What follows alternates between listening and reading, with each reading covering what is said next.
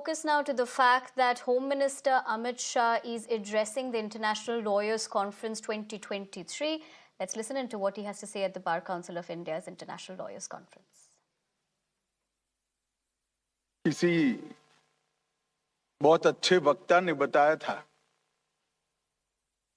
कि किसी भी वक्ता की परीक्षा कब होती है। तो मैं तो बहुत छोटा था, तो मैंने बोला मुझे मालूम नहीं, आप ही बताइए, आपका अनुभव बड़ा है। उन्होंने कहा समय से लंबे चले हुए कार्यक्रम में अंतिम जब बोलना होता है तभी परीक्षा होती है। और आज मुझे परीक्षा देनी है, मगर आप लोग चिंता मत करिए, मैं कुछ ही चीजों पर मेरे विचार रखने के लिए यहां पर आया, क्योंकि 10 सेशन के अंदर, ये 2 दिन के सेमिनार के अंदर आप लोगों ने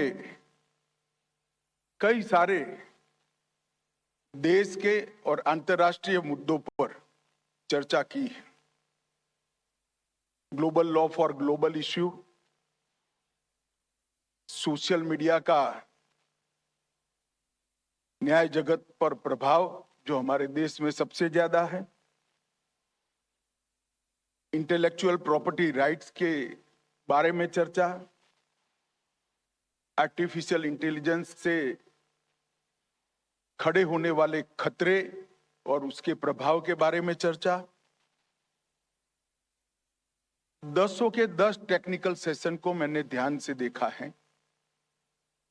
मैं मनन जी को और उनकी टीम को बहुत बहुत बधाई देना चाहता हूं, क्योंकि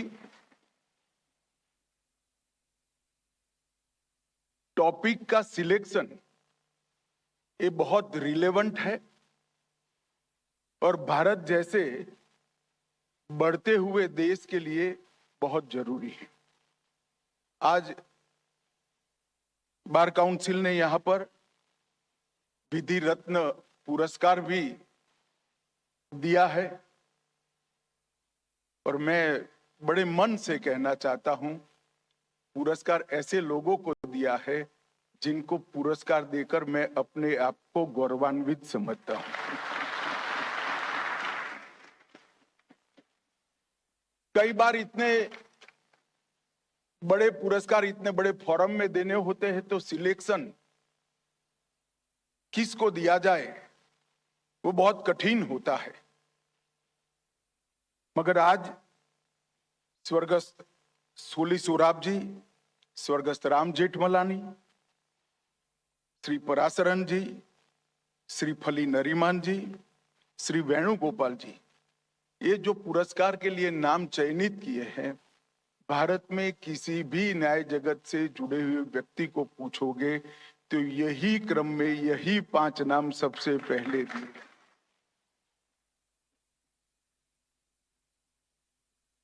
मैं स्वर्गस्थ सोली सोराब जी और राम जेठमलानी जी की ओर से, उनके परिवार जन आए हैं। सोली साहब की तो धर्मपत्नी इस आयु में स्वयं आई हैं और पराशरन जी के परिवार से भी परिवारजन आए हैं और श्री फली नरीमन और वेणुगोपाल जी स्वयं इस आयु में यहाँ आए हैं। मैं इनकी भारत के न्याय जगत के को समृद्ध बनाने के लिए, रिलेवेंट रखने के लिए और समय अनुकूल बनाने के लिए जो सेवाएं हैं, इसको मन से प्रशंसा करते हुए उनको बहुत बहुत बधाई देना चाहता हूं।